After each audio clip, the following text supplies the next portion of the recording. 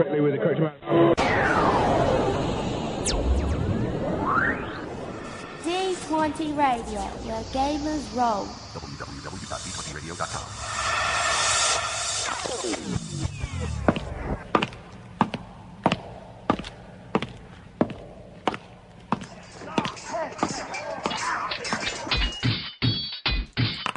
Roll for initiative. Hey everybody, and welcome back to the Roll for Initiative podcast, the official first show of the 2011. That's a full show, issue number 41. DM Vince here, along with DM Jason. Jason, how you doing now in 2011? Hello, Happy New Year. That's right. Happy New Year. Yeah, we're right on time to say Happy New Year. Happy New Year to all of our listeners, and thanks for your patience as we try to remember how to find our way back here in 2011. Sorry about the little bit of time we were away, but we're glad to be back. And we didn't pod fade. We were just had some scheduling difficulties, and Jason was on trips, and well, not personal trips, business trips. So yeah. But I'm back. You're back, and next week Nick will be back. Yeah, Nick will be joining us next week. But this week we have a great show for you. So let's get right into things. Jason, what did you do over the winter break? Did anything good? Well, let's see. We chatted with Larry Elmore a little bit. Yeah. That was fun. I'm sorry I missed that. It was a good interview, though. We just went up the other day, though. Yeah. That's just up. It's just up now. So by the time this show goes out, everyone will have had a chance to listen to that. Mm-hmm. Yeah, I did a little bit of traveling, got around, and I've started playing a new game. With I'm still playing, obviously, in the AD&D games, but my DM from another game has started a Rogue Trader game, which is pretty fun. Yeah. Role playing in the 41st or 410th century or whatever. Duck Dodgers? No. Right? Yeah, hung out with the New York Red Box and got some Gamma World in. And, it's been pretty fun. How about you? Pretty much I've been doing nothing except sodcasting and doing the Actual Play podcast, which we'll talk about in a minute. Yes. So that's pretty much all I did. We got some great things for, Christmas, and I got the Kobo, actually, the book reader from Borders. Oh, cool. How is it? It's awesome, dude. I love it. I've been reading books nonstop on it. Is it big enough to put gaming books on that you can read them? You can put them on it and read it, but it's kind of awkward to look at PDFs because you have to scroll up and down on the screen. Okay, but at least you can take them with you. Oh, yeah, but I have my iPad for that, so I don't need... Oh, okay. Nice. Yeah, like I said, iPad. But anyway, Actual Play podcast. Jason, what's going on with Barons of Hogsend? So we haven't done any more Hogsend ones, and I've gotten a couple of emails from the other players saying, so what's going on?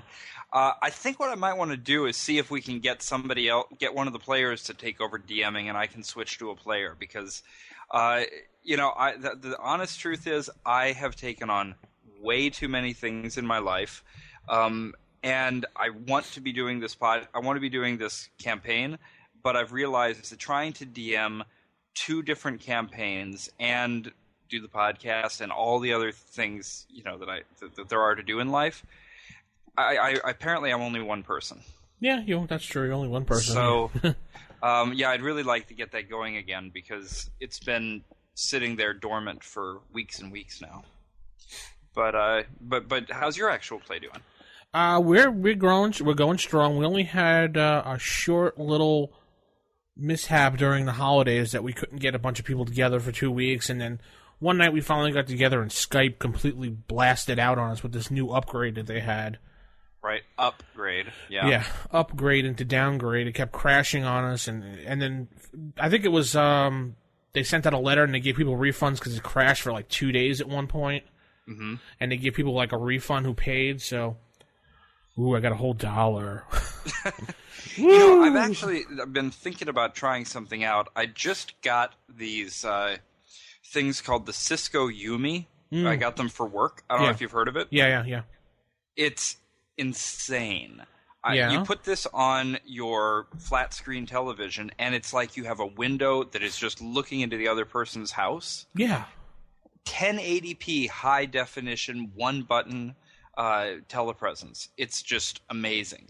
So I'm thinking it might be kind of fun to try to use that for gaming.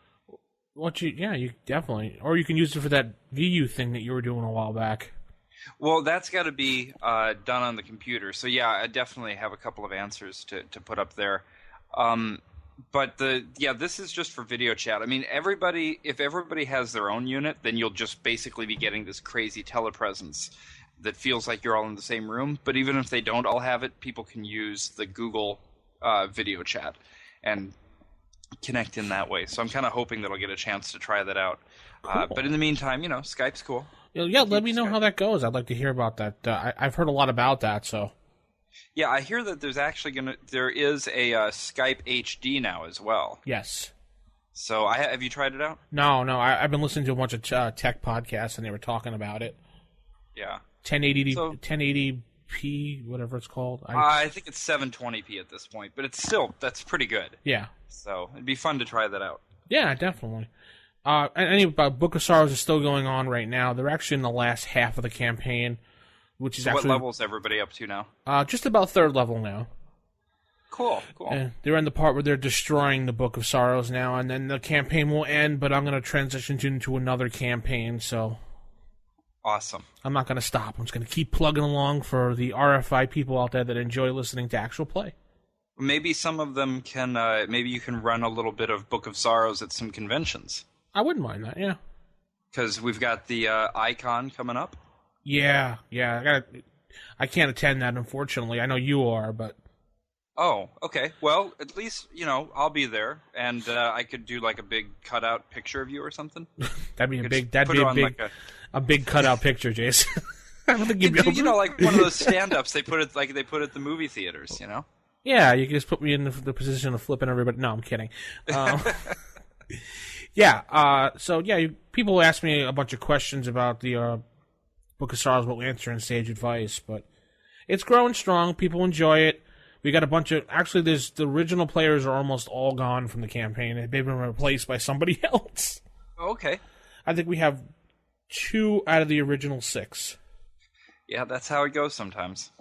All new players, and they're having fun, and insanity ensued this week is... Literally? Yes, insanity. These players were going nuts and crazy. They were laughing hysterical as they were joking around. And so were they literally getting insane in game terms? Yeah, they were literally getting insane. Awesome. I love it. So, Pimping for Stars. Who do we have to thank this week? Well, let's see. I'm going to go back here to everything we've got from January. Oh, okay. Cool. So let me just kind of go in order here. We've got one from M. Darling, M-D-A-L-L-I-N-G. Darling. Listening to you goofballs reminds me of what fun AD&D was. It also leaves me scratching my head how anyone in their right mind would think it capable of turning our youth into satanic killers.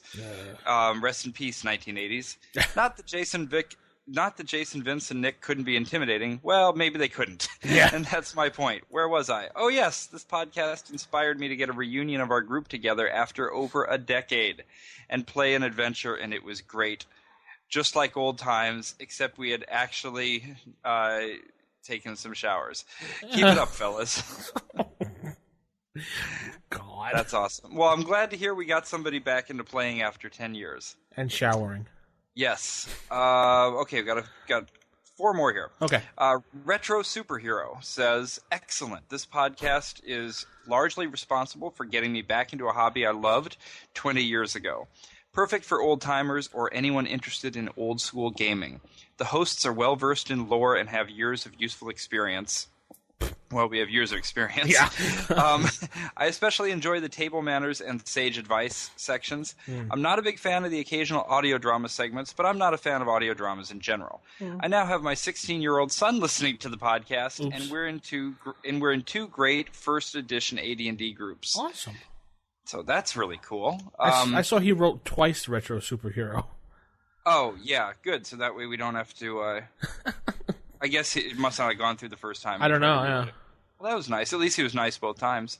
Yeah. Let's see. And then Shownuff Studios Says, I love these guys. Great podcast, and the crew mesh well. Keep up the good work, guys. Yay. From Vince to Jason to Nick, these three classic gamers bring more to the table and experience than most. They have informative chapters, and the actual play over podcast was something I was hoping to hear, and only got more happy with the podcast when they started doing it in Creature Feature. Yeah. Kudos to you three and that silent producer you have. That's Matt. Matt.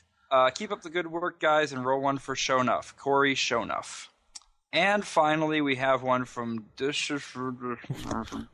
know, it was like num letters or something. I recently found this podcast, and I'm listening to every issue, trying to catch up. I infrequently still play the original, granddaddy of them all, first edition AD&D, and hearing what these guys have to say is both fun and informative. I only hope there's a lot more to come. Keep up the great work. So thank you very much. We will. Yeah. Next time, pick an easier name for Jason to say. No, I like saying it. It's good. All right. Maybe I'll change my name to just... I could just see that on a loudspeaker. Karen, please report to the front desk. I think they already say that. Yeah, well, probably in the tunnels there with the subway. They say my name on the subway all the time if that's my name. Yes, thank everyone for writing in the reviews. We appreciate it. Keep those reviews coming, and we'll keep giving you the shout-outs. I think that's it. We'll head into Sage Advice. Sage Advice. Okay, so Sage Advice... Oh, sorry, I can't sing. I'm not helping you with the singing. Oh, come on. We got a couple letters this week.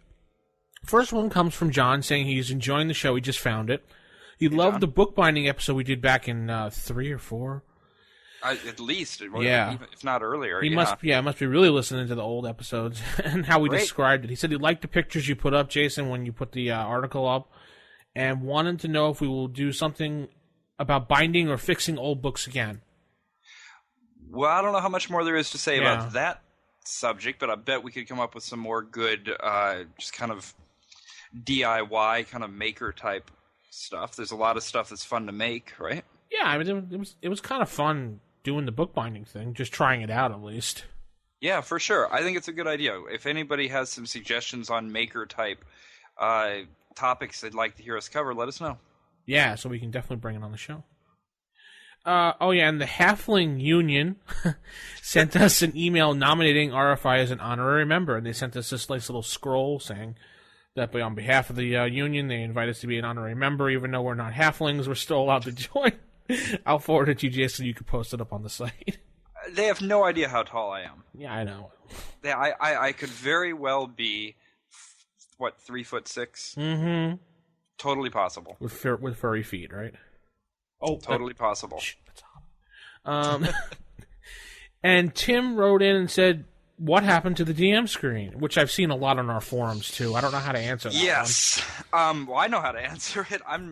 So here's the deal. Okay. When we got set up to do the DM screen, it was after we had been to Gen Con. Mm-hmm. And there was a company there doing print-on-demand games, box games and game books and stuff like that. And they're still doing it. But the people that they were doing DM screens with, I don't know, they didn't like the quality, or there was something that I have no idea, but for whatever reason, they're not doing print-on-demand DM screens anymore. They flaked. So, yeah, I have no idea. That's what the answer they gave me, at least. Oh, okay. But I'm still pretty convinced that there's a way to do a print-on-demand DM screen. I just haven't been able to find it yet, and I haven't been digging that deeply. I'm kind of hoping that one of our really intelligent and well-versed listeners would have an idea. The closest... Yeah, I'm sorry. Go ahead. Oh, well, I was just going to say, worst comes to worst, if we can't find any kind of print-on-demand for it, what we could always do is maybe set up like a Kickstarter or something to see if we would have enough orders to cover a real print run, like a short run. I don't know if there would be or not, because it's going to be, a pretty specialized thing, and I think if only 20 people want it, I don't think we can get them done like that. Well, but yeah. we'll find some kind of way. The first thing that has to happen is they have to be laid out and all of that. So it's just one of those things that ended up in the back burner, and it needs to get done. So if anybody listening is versed in these kind of printing things, let us know. See if you can help us out with this.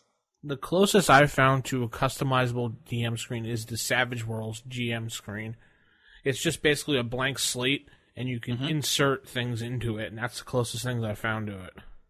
That's pretty cool. I mean, I really want to do this like the actual original screen, like on cardboard, because that's kind of the fun of it. Yeah, oh yeah. So, I don't know. You know what? Worst case scenario, I bet there's some way to do a one-off thing with like a service bureau. I'll figure it out.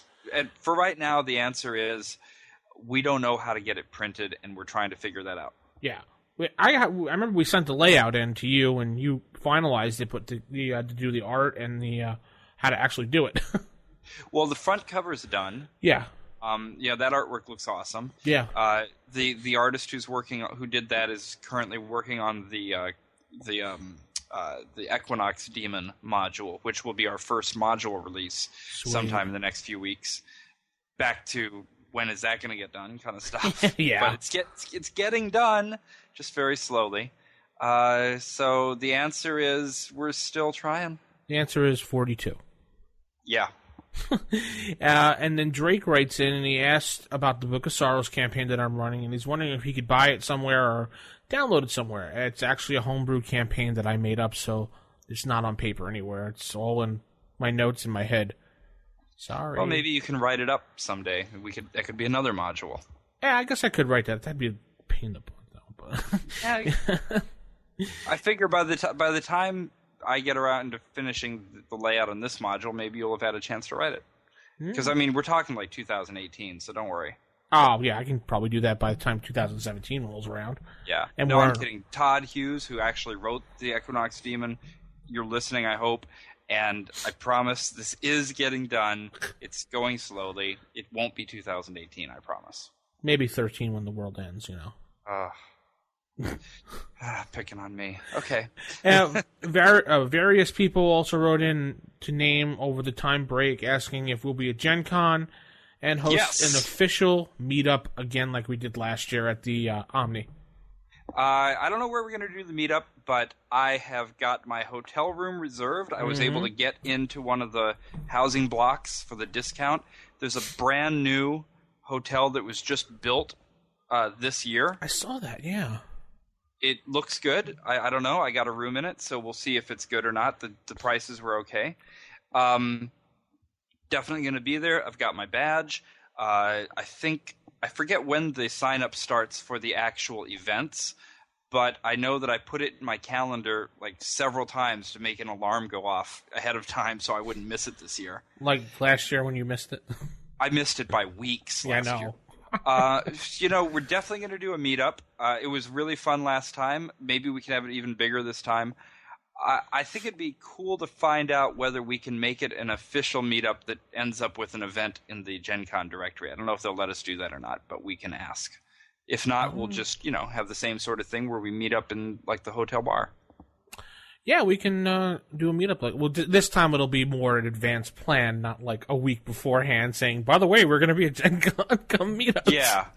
Well, the other thing that was so much fun at Gen Con last year was the more official podcaster meetup of I don't know who organized it, but the thing that had guys from like Fear the Boot and all those others. Meet the hosts, yeah. Yeah, that was really cool. So hopefully that'll be happening again this year. You're going to have to show me where that is. We got some advance notice. You got to show me where that was, because last year I had no clue where that was, and you were like, oh yeah, it's right over here. And I'm like, what? Where? Huh? Oh, yeah, it was in the basement of the Union Station place or whatever. Yeah. But yes, so we'll definitely be at Gen Con. Also, I've got my tickets for GaryCon. Oh, that's right. You're going to GaryCon 3? Mm-hmm. Okay, cool. Yeah, so I'll be at that. And I think that's going to be about it because there's only so much time off I can get in 1 year. And I've got other things to do this year too, like riding Ragbri. By the way, if there's any gamers who are also into bicycling, every year the Des Moines Register holds a thing called Ragbri, the Register's annual Great Bike Ride across Iowa. It's going to be the last week of July. And it's actually a pretty easy ride. I mean, it sounds tough because you're riding, 500 or 600 miles or whatever it is in a week, but you're riding with thousands and thousands of other people. Everything from like 8-year-olds to 80-year-olds. And it's really fun. And I was thinking if there's any other gamers going, maybe we could sort of meet up along the way and roll some dice at the end of each day of bicycling. So let me know if there's any bikers out there. That'd be kind of cool if you can put like pads on and like attack each other and stuff. And oh yeah, I mean RAGBRAI is a huge party. People dress up and do all kinds of stuff, and people get teams together. So I'd love it if there was a Dungeons and Dragons team. It'd be kind of dorky, but yeah, okay. It'd be totally dorky. I would love it. All right, I think that's going to end Sage Advice. If you have any questions or comments, rfistaff@gmail.com, or you can call us 570-865-4210, I believe. I'm saying that off the top of my head.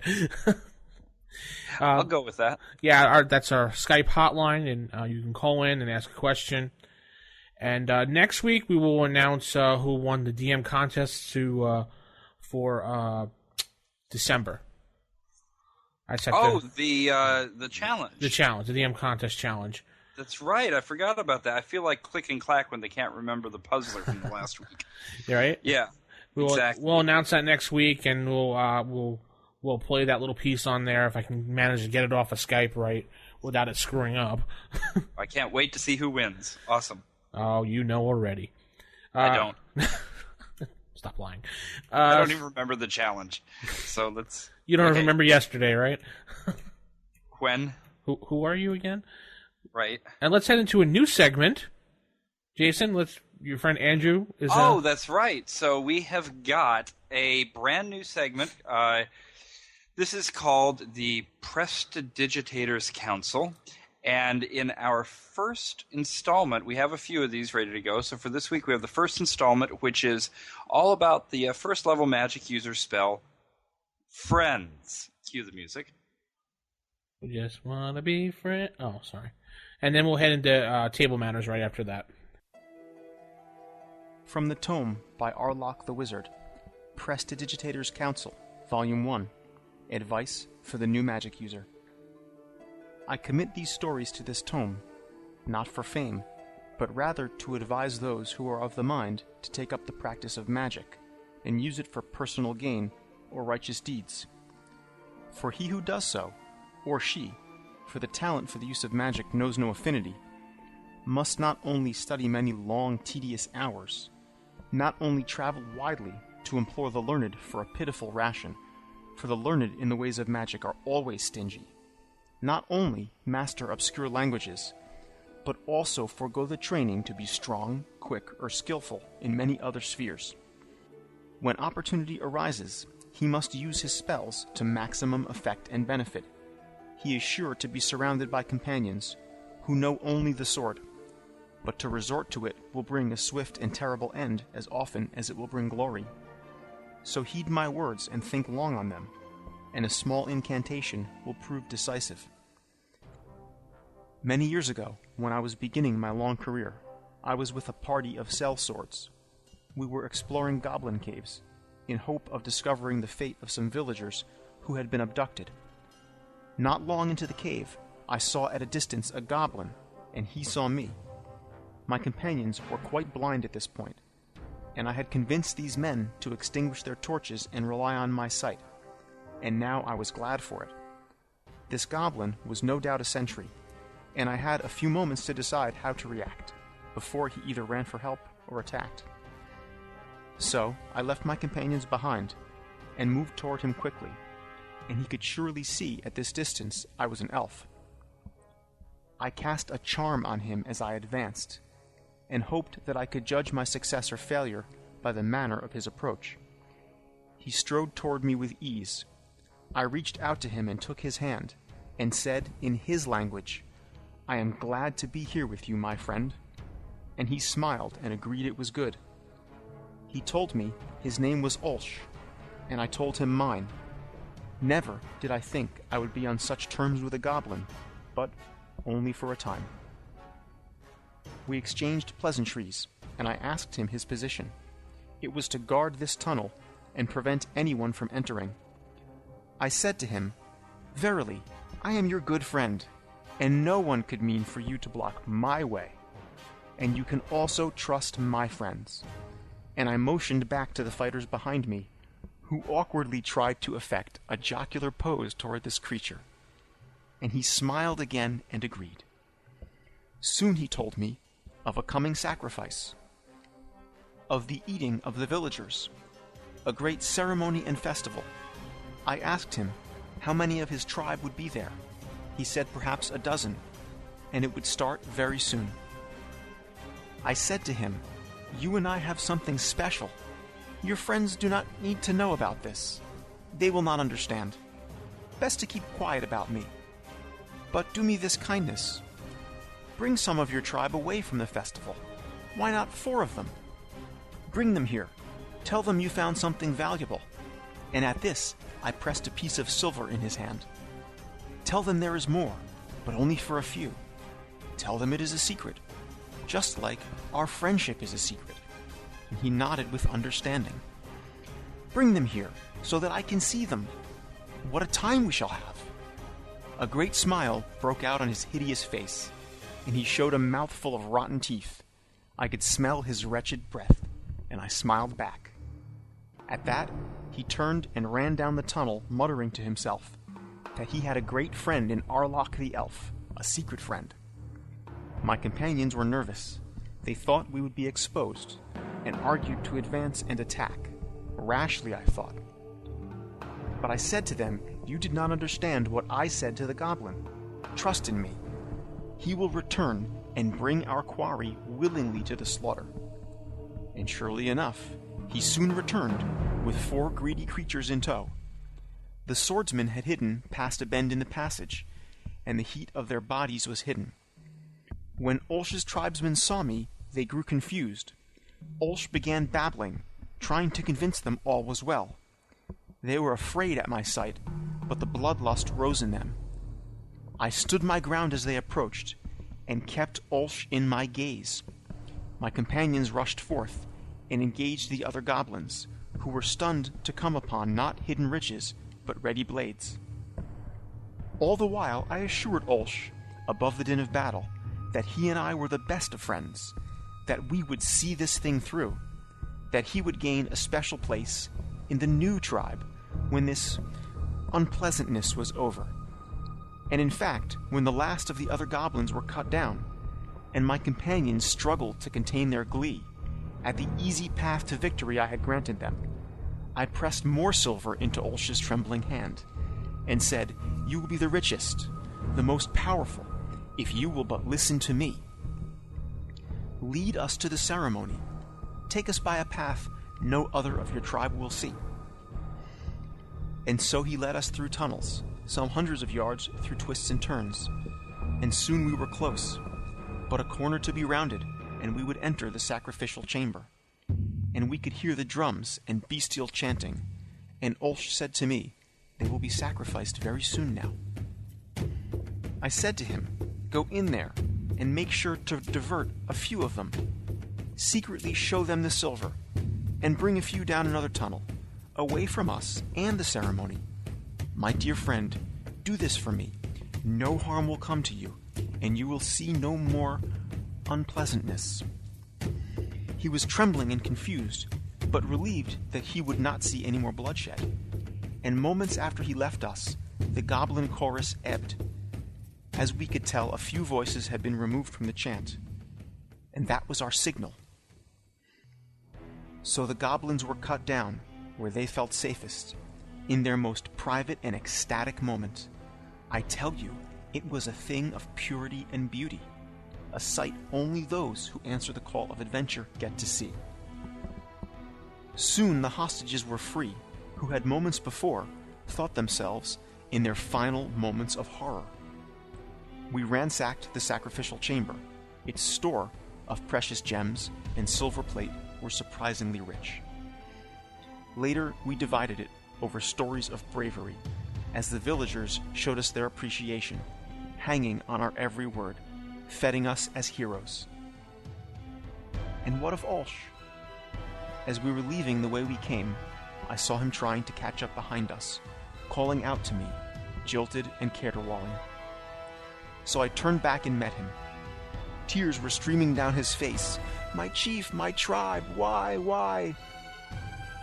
I put my arm around him, held the sobbing, disgusting creature close, like a grandfather to a boy with a skinned knee, and handed him a small pouch with still more silver in it. Go now, and you be the chief. It was not very nice to try to eat those people, you must admit. And he agreed. I'd not make a meal of such a friend as you, as I touched my fingertip to his sunken chest. Nor you me, and he nodded his assent through the tears. You are my elf friend Arlok. Tell those who remain of your tribe. No more of this. Just be good friends to each other, like we have been. Now, my reader, gain understanding, and do not allow a warrior to charge into an unfavorable battle. Endeavor always to tilt the odds. Remove some chess pieces from your enemy's board. You have powers at your disposal that can turn the tide of one battle, but others that can win the whole war.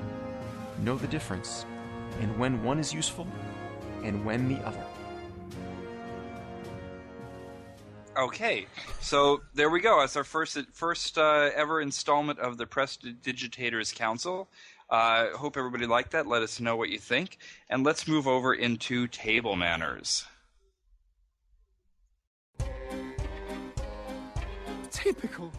Of all the evil creatures in the world, I'd like to find one with table manners. What, are you kidding me? I spent years cultivating the worst table manners on the planet. Table manners.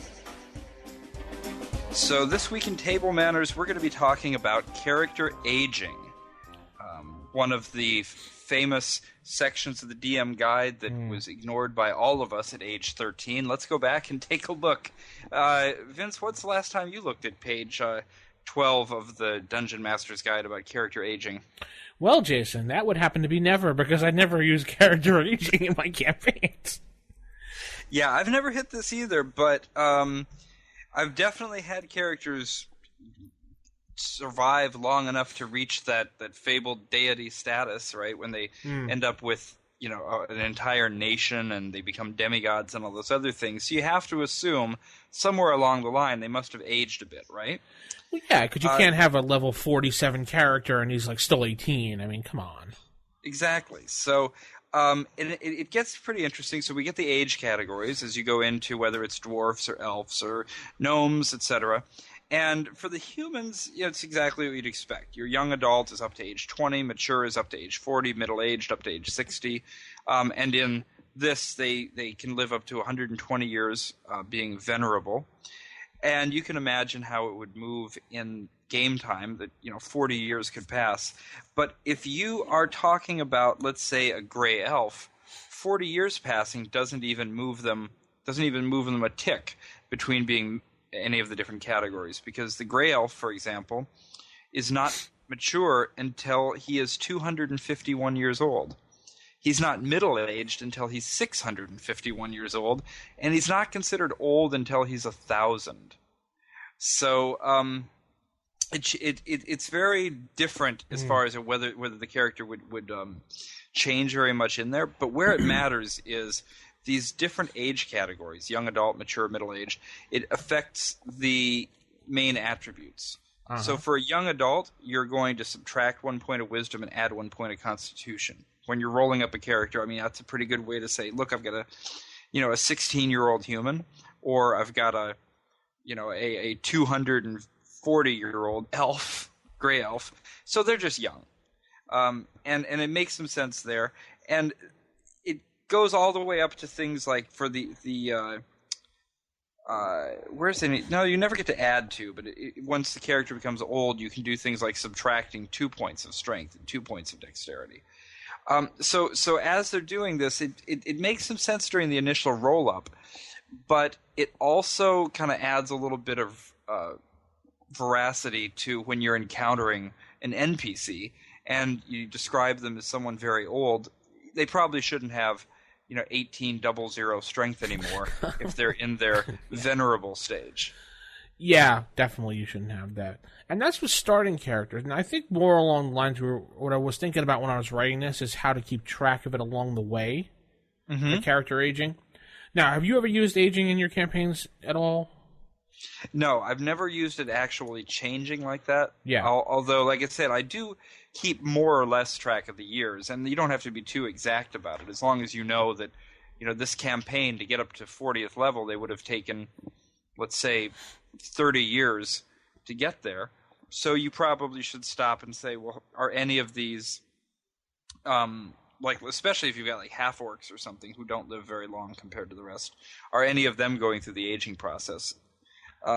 Yeah, I used to do it in my campaigns way back when we started being sticklers. When I was in my early 20s, we started doing every level you would age 2 years, we decided, up until level 5, and then it was 1 year after that. That's kind of a cool way to do it. Because you're playing in the game as if it's going like level, and it's just like cutting through them really quickly. But it's kind of like when you watch, you're watching the A-Team, and it's like every single week there's another adventure for Face and Murdoch and the gang. Mm-hmm. They would just drop over from exhaustion if they never had any time between their adventures, right? Right, of course, yeah. So that actually makes a lot of sense. I don't know if I would have them go quite that many years, but I like it. Well, yeah, but that's a way to do it. Sorry. That's a way to do it, but how else would you suggest doing it then? Well, I mean, I think that's actually a really good way to do it, because unless you want to actually sit down and figure things like, well, they spent 7 months doing this, and he built a keep, and building a keep took 4 years, or whatever it is. But the other thing that does come up, and this is probably a little bit more to the point, even for players who don't want to be sticklers and keep track of that stuff, there are things that you can do in-game that cause your character to age. Oh, yeah. Especially magical things. So, here's just a few of them, and I'm just going straight out of the DM's guide here, but casting a limited wish spell ages your character by 1 year. Right. Casting a wish spell ages you by 3 years. If you're put under a haste spell, every time you get put under a haste spell, you age by a year. So you can imagine that could add up pretty quickly. And then, of course, there's the whole issue of planar travel, and if a character goes to, say, the astral plane and back, how that could change the amount that they age. So it really could have an impact. Okay.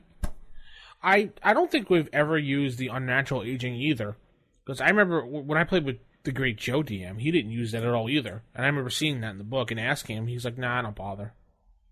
Well, I have to confess that I have used the unnatural aging and not made the appropriate adjustments afterwards. And I think I should have, because it looks like it kind of adds a little bit more fun to it, because now it's actually a big deal.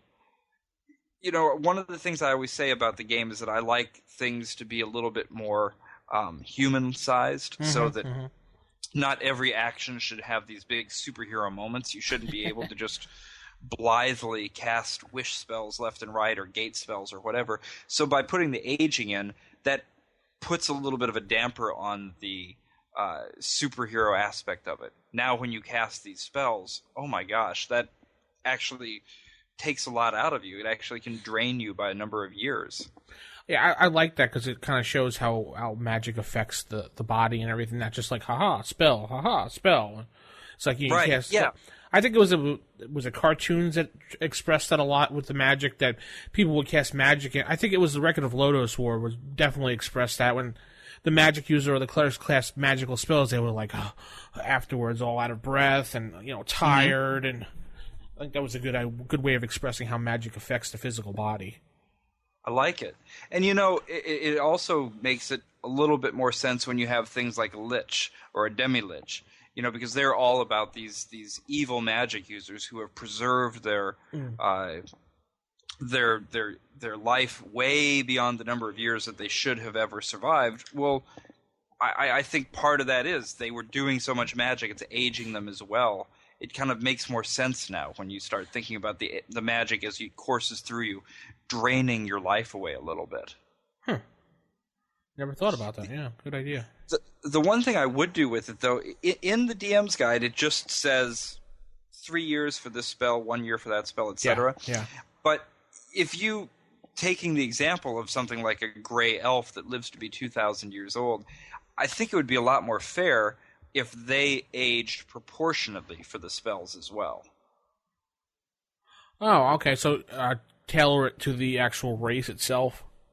Is what you're saying? Yeah. So let's take the aquatic elf, because it's the aquatic elf lives almost exactly 10 times as long as a human being. Okay. So for that one, it'd be pretty easy. If you have a human ages 3 years when they cast a resurrection spell, so if an aquatic elf casts the same spell, they would age 30 years instead. So just take the multiplier they have for the race, compare it to the human, and then use it for the spell. That's what I would do. That's not a bad idea.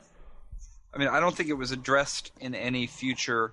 Actually, I was going to say it wasn't addressed in future books because they didn't want to get into the complications, but they did. They really got into a lot of complications, so maybe it was addressed and I don't know about it. I believe it was actually addressed in second edition a little bit more. I have to look through the books that I have on the shelf. Well, all I know is that I sat in on a couple of Pathfinder sessions over the past few weeks, and I was shocked by just how insanely complex some of the rules had gotten. So I wouldn't be surprised if that hadn't been taken to that point. Yeah, it must have been like a slap in the face to you because you're not used to those those D20 rolls. So I don't have any idea. I wasn't actually playing. When I say sat in, I mean actually I was just watching. I wasn't going to try to figure out the rules. So. Yeah, that Pathfinder's a 3.5e rules that have been modified even further, and 3.5 was... I mean, I have a lot of respect for the people that play it because, yeah. I totally dig the geeking out part and, just getting hardcore into that. It's just I don't know it, and I wasn't going to try to get there. But let me just ask you about the one other thing. So what about how that would affect things like... the character's health as they go on? Do you see any use in having them have a chance to maybe become ill as they get older? I never put much thought into it, but now that you said that, that is a good idea if you want to do that. Yeah, there might be a chance that the player might develop some type of disease, or he might get some type of virus or something. Yeah. Maybe I think it's all good things for making sure, just like there's methods of making sure you don't collect all the gold in the world and every magical item in the world. Also that your character doesn't just live forever without some consequences. Yeah, I mean, because people can start going blind and, lose their hair or lose maybe an arm or something because of natural causes or whatever. I think it's a lot more interesting because if you have a character that's, old blind Ruberath or whatever, and he's sitting there in his mountain and he's, aged, sort of bent over and all that. That's a lot more interesting to me than just, there's the magic user who happens to be 110 years old, but he looks great. He looks like he's 22. Yeah, because we never figured anything else about it out. Yeah. So, I think those are good things to kind of keep track of. You don't need to be a stickler in terms of getting it down to the minute, but keeping those things in, I believe, can kind of add a lot of dimension to the game. Yeah, best advice I can give you is think of a system before the campaign and stick to it and don't change it. Yeah, absolutely. I mean, that's kind of the golden rule is whatever you do with the rules, be consistent. Yeah. And I think we'll just head into Stickler Spotlight tonight. Let's go over there. Yeah. And here we are. So welcome to the Stickler Spotlight. Ooh, that was a long walk, man. That was a long walk. I think we may have gotten a little bit lost on the way. Maybe. Oh, wait. That's what we're talking about tonight. Oh, wow. That would explain why I can't seem to tell the difference between any of these trees around us. My God. So, man. How did we end up getting lost in the woods? The DM rolled random dice and told us we got lost. Yes. So the DM's guide began with a set of rules to handle this, and they actually, I think this is one of the places where I do like something that happened later in the first edition rules in the Wilderness Survival Guide for this in this case, is that there were some rules added in on things like direction sense, because I think people who have in real life who have better or worse sense of direction, right? Yeah, of course. So I like having that in there. Why don't we review what exactly it means? Like how does a DM handle a party getting lost in the woods? Well, you can do it a couple ways. You can obviously open the DM guide to, what was that, page 49, 50? Yes, 49, right across from the huge full-plate illustration, one of the more kind of memorable pages in the DM's guide. And there's a random thing here you can roll on if the players... I'm going to hit my microphone with the book here. And the players can to make them go in random directions, and if they can get lost, there's always a % chance that they can get lost when they're traveling around. Mm-hmm. But I feel that this system is going to become more annoying than fun. I think it'd be more fun for a DM than a player, obviously. Mm-hmm. Well, do you have another system that you use? I kind of... Drawing maps is not my best point, my best suit point here, so I will make up... Like, we just had, in the Book of Sorrows, we had some players go through the Darkwood Forest. Mm-hmm. And what I did was I just accumulated it to a number of days that they would be in the forest as opposed to they went this way, got lost, found the right way. So I wrote it on my paper. They were going to be lost in the woods for 3 days. So no matter what they did, I had to make 3 days worth of stuff happen to them so they would get in and out of the forest. Okay. That's the simplest way I've done it. I think this is one of those things that, like other rules such as encumbrance and food and time in the dungeon, you don't need to be tracking all the time. I mean, if you've put together some sort of DM's assistant on your computer that can be doing it all the time, well, maybe. Yeah. But for real, just regular playing, I think it's one of those rules you should pull out when it serves the story. Yeah, okay. You know, so if you're trying to get them from town to the dungeon or back, there's no need to be sitting there rolling getting lost rolls that completely make you miss getting to what you wanted to get to in the first place. No, I feel as like when you watch shows like remember, I don't know if you remember, there was a TV show called Roar. I was actually watching it on Sci-Fi the other day. It starred Heath Ledger, former Heath Ledger. Really? Yeah, it was a medieval type show, and basically they were traveling, and when they traveled north to the town, they just headed north. Right. So back in those days, they didn't have like real maps or anything. They'd have like points.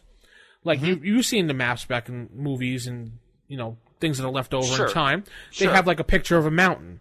Okay, they look up, there's the mountain, so we keep going that way. Or there's a picture of a tree with one branch hanging down to the side. Oh, there's a mark point. So you got to have your players find those things. That makes sense. Yeah, I think it's if you're rolling them to get lost and they get lost and your entire game session becomes just a bunch of random encounters in the woods and the players getting lost, that's kind of frustrating as the DM too. Oh yeah. But if you have planned ahead and you want them to have the opportunity to get lost, if it becomes part of the adventure you have planned, then I kind of do like rolling and letting the players have a chance to find their way out, etc. So let's just take a look at the rules for becoming lost. So as you alluded to, you've got different chances of becoming lost depending on what kind of terrain they're going through. Right. So, you know, if they're walking through some plains, the chance of becoming lost is only 10%. Yeah, 1 in 10. And that makes sense. You can still get lost on the Great Plains, but it's a lot less likely because you've got the sun and all those kind of things. Whereas in the mountains, let's say, it's a 5 in 10 chance. And again, that's pretty realistic because people do get lost in the mountains all the time. Yeah. So, once they get lost, then there's this whole little thing where you can roll a d6 to see how much they go off the path. And then it becomes a mapping issue because the players are going to be mapping as they go along, perhaps. And then you as the DM know where they really are. Yeah. So it's going to get pretty frustrating when the players start saying, wait a minute, our map's not working anymore. And that's the moment at which you let them know, maybe you're lost. Yeah, expressing it through role-playing in the game is kind of hard. Yeah, well, that's the thing. I mean, obviously, as a DM, you would never say to the players, you have now rolled a 6 and you've become lost. Yeah. But it also goes to another point, which is the way that I like to play with my players. I like to have them do their own mapping wherever they are. Mm-hmm. So, you know, we'll break out the game the battle mat and use it for determining what's going on in an actual melee or whatever. But I don't like to draw the map out in front of everybody and have all of us looking at the same map and we're all going, yeah, we're following it because we've exposed it to wherever we are. I prefer to have my map hidden behind the screen where they can't see what's really happening. And if they've done a good job of mapping where they're going, they'll find their way back. If they've done a poor job, they'll get lost, and suddenly their map's going to be as useless as it really would be. And that's kind of fun, honestly. Yeah, I don't know. I have to disagree with you. I find mapping annoying and taking away from the game as far as I'm concerned. Well, I mean, it depends if you're if part of the game is figuring out how to reach their destination and avoiding becoming lost, then I definitely would want them to be taking care of their own maps. If you really want to skip that part of it, and if you've got a different objective as a DM to get them into, then that's kind of why I say it's similar to the rules for encumbrance or money or food or anything else. Do you want to be tracking that for the purposes of the game you're playing right now or not? Right. You don't have to be. I don't think you have to be consistent about that either. There's no need for the players to turn into accountants and always know exactly how many wineskins they've got and that sort of thing. But there's times when resource management is part of the game. And so is making sure you don't get lost and lose all your food and you're in the woods and now you're hungry, you're tired, you've been lost for 4 days, you can't find your way back, and that is a pretty big adventure hook right there.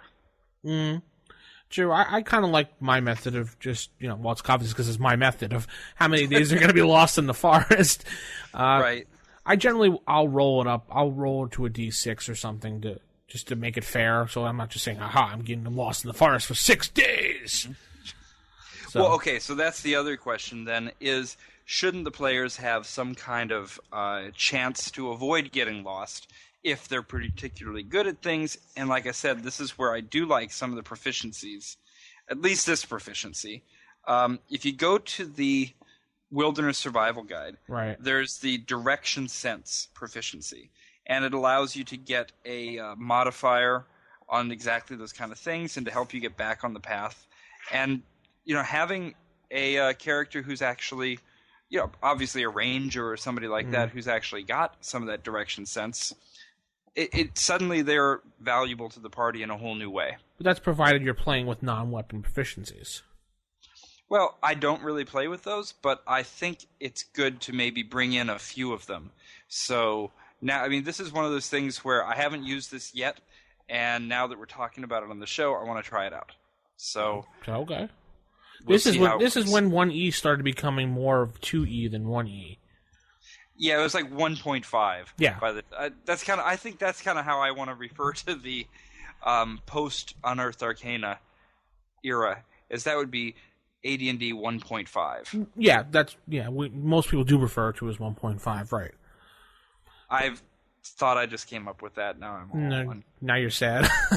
I'm sad. I thought I just came up with that, but yeah.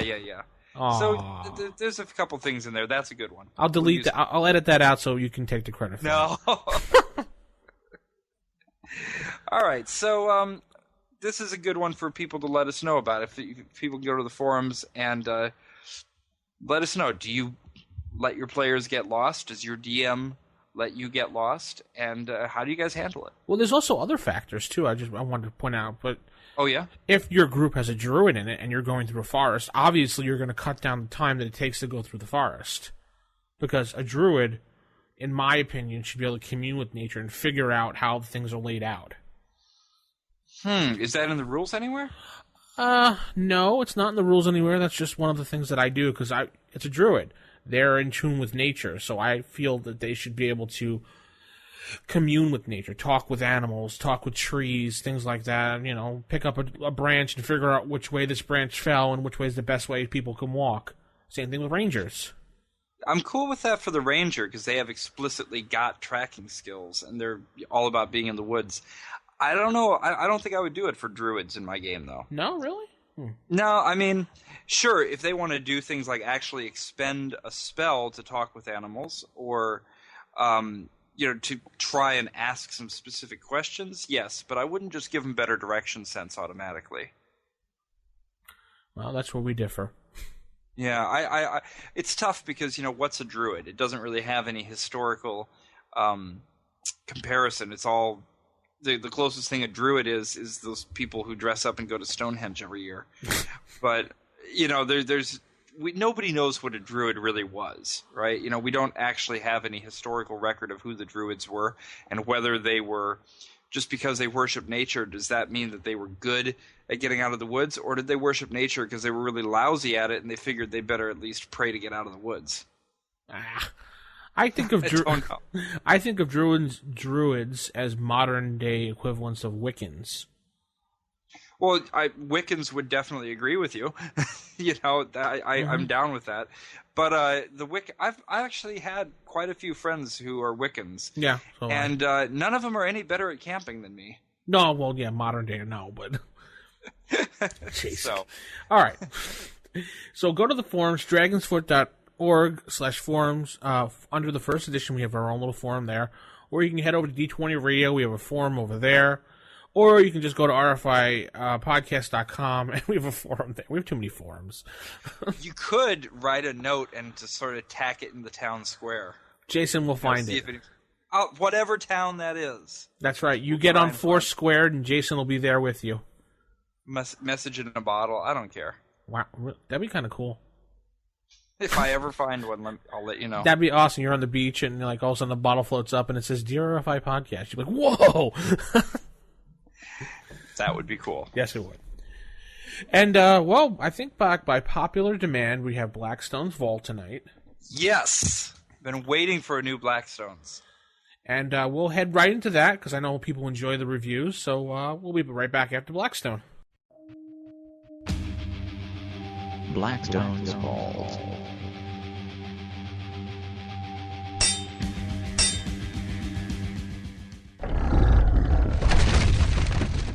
Hello, and welcome to another edition of Blackstone's Vault. I'm your host, Blackstone, and in this segment, I will be covering Module S3, Expedition to the Barrier Peaks by Gary Gygax. Now, it was originally published 1980 by TSR, and it's part of the ongoing S series I've been covering previously. Recommended levels for this particular adventure are levels 8 to 12. And a little bit of history behind it is it was a tournament module for Origins number 2, if you could believe that it came from that far back. Also, this adventure seems to have been a kind of an introduction to one of TSR's newer ventures was the game Metamorphosis Alpha. That's quite a bit to say right there. Metamorphosis. Kind of difficult to say. But, so it was kind of you have a mix of genres here. Science fiction and fantasy. So let's delve into this and see what it's all about. Now, as I said, the location, if you're going to go with the World of Greyhawk fantasy campaign setting, is in the Barrier Mountains. And that's hex A6119 on the map. Now, the basic plot is this, that in the Barrier Mountains, or the Barrier Peaks in the Grand Duchy of Geoff, is under attack by some strange and unusual creatures, and the Grand Duke of that nation has hired this band of adventurers to discover what's going on in the Barrier Peaks and see if they could stop the marauding, strange, unusual monsters going through the duchy. So you have that as your basic plot right there. Now, like some of the others in the series, there's really no NPCs to speak of unless you really want to make them like the Duke himself. So you can add that, but as written, there are no major NPCs at all. Now, major encounters, there are plenty. I mean, this is like I don't know how best probably the best way to put it is it's a menagerie of different strange and unusual creatures that are out of the monster manual, and some that are quite new. You have doppelgangers. There's a very interesting encounter with them, a group of them. There's an encounter with a mind flayer, which is always very interesting for your players to run into, and this particular mind flayer has some added little technical gadgets at his disposal, along with his psionic skills.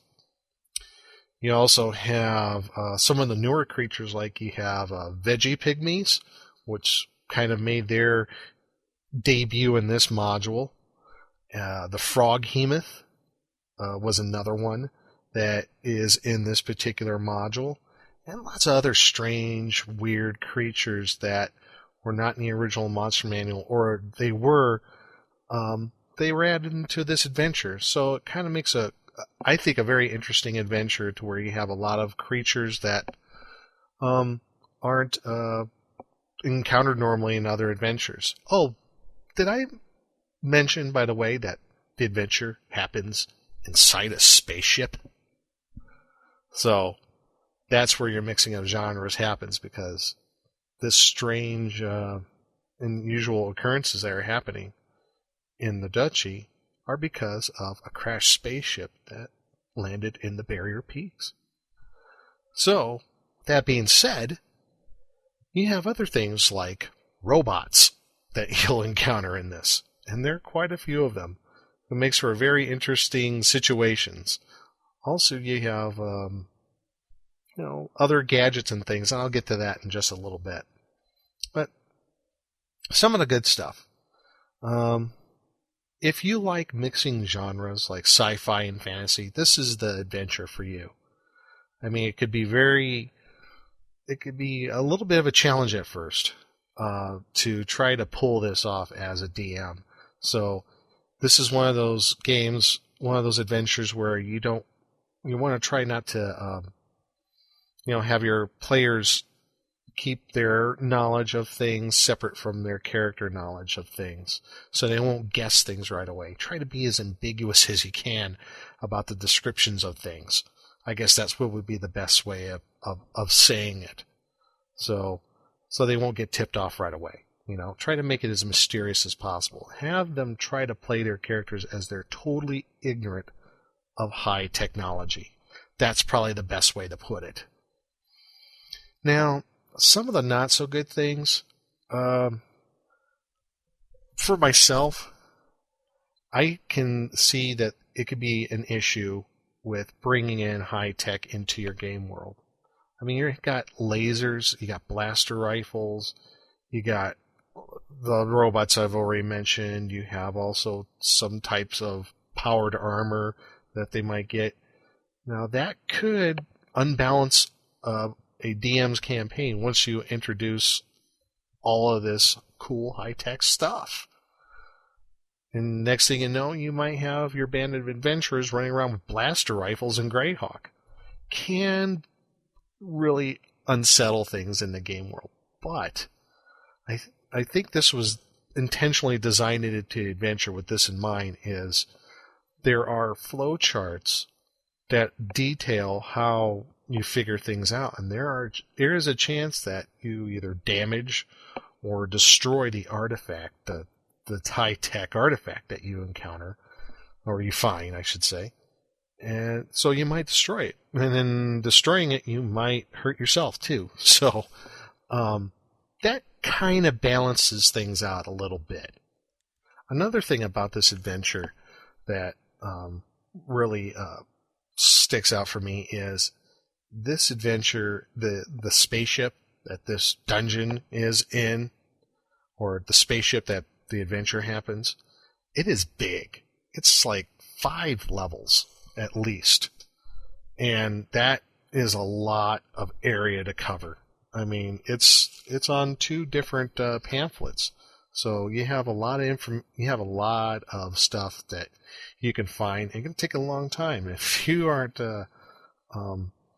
if you don't have a whole lot of healing potions, if you don't have access to a whole lot of healing, I mean, some of these encounters could really be detrimental to the party. But in itself, the dungeon, quote-unquote dungeon spaceship, is very big. And I should stand corrected here. It's not 5 levels, it's 6. So, yes, it's huge. And you probably won't even cover the whole thing. But, I mean, there's plenty in this module. It's pretty hefty.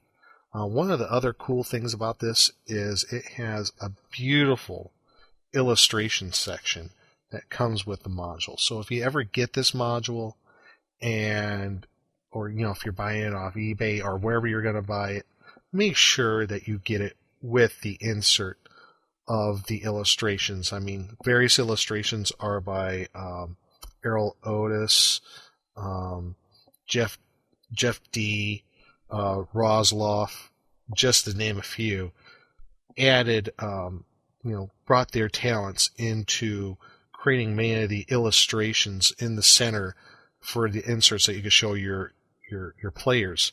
And in fact, there's a few that are in full color, which makes it just brings out even more to life. So in that respect, makes it a very enjoyable, very immersive adventure. One of the things I do like, the central insert of this, is it gives illustrations of the various types of equipment that your players, the players' characters will pick up over time. So there's an illustration of a blaster and a laser rifle and a fire extinguisher and what have you, but it doesn't say what they are. They have to figure out what it is. So I think that's really a really neat addition to this particular adventure, having that illustrated insert into the module. So, at the end of all this, in my opinion, this is a nice mix of genres of science fiction and fantasy together, if you like that sort of thing. If you don't like the mixed genres in your campaign, I do recommend not to get this module. But if you want to venture on to the wild side from time to time, if this is something is, it's a little weird, it's a little bizarre, then I do recommend this. And like I said, to kind of balance things out, you have that flow chart thing going on. And overall, it's a very weird module, and I like weird stuff. So this is like a classic. And it does have a little bit of notoriety. Stephen Colbert, if everybody hasn't found out already out there, who does that show, The Colbert Report, and comedian, who's been a gamer from way back when when we were all, some of us were kids, declared this is one of his favorite modules. Also, this module was mentioned in passing in the second D&D film, which, I don't know if that's a good or bad thing, but it is mentioned in the film. So there's a little bit of notoriety beyond the module itself. Where you can find this module, you can find it anywhere on eBay, and some of the other game stores, maybe conventions. Just shop around for it. And like I said, make sure you get the thing complete. Make sure you get it with the illustrated insert, and also it's a double cover with all of the illustrations. Make sure you get it all together. And I think it's worth the price, whatever that price may be. After this, the next one I'll probably cover is Lost Caverns of Zoicanth, which is the last in the S series. So that's Module S3, Expedition to the Barrier Peaks by Gary Gygax, all wrapped up for you. So this is Blackstone signing off and saying, may all your hits be crits. So, that was great. I'm glad to see that he's back doing those reviews. Thanks, Blackstone. And another triumph. It was great. And, if anybody's got some modules they particularly would like to hear Blackstone put in the vault, write in and let us know. So, our parting words for tonight, and this is Vince's final thought, just like Jerry Springer. Tell us what you do with character aging. We honestly want to hear about that, because that's anything people do in their home campaigns is very interesting to me, and I know you're really interested in that too, Jason. So. Oh yeah. It's fun to see what other people come up with, like get inside people's minds, why they do the things. So definitely email us at the rfistaff@gmail.com. And let's see, Gen Con 2011, we talked a little bit about that. I know we were going to run some official games for Dead Game Society, right? Oh yeah, absolutely. Yeah.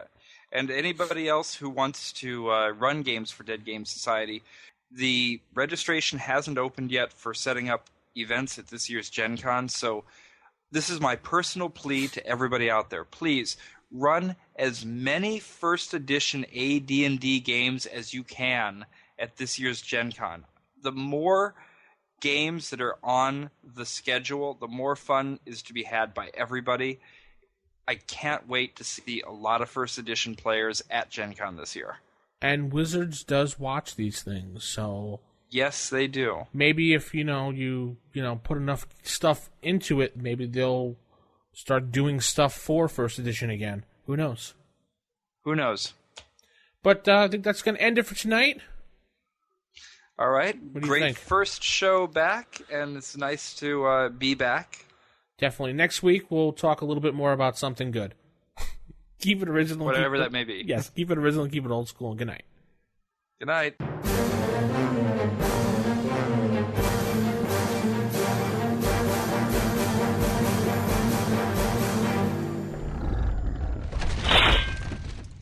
Roll for initiative.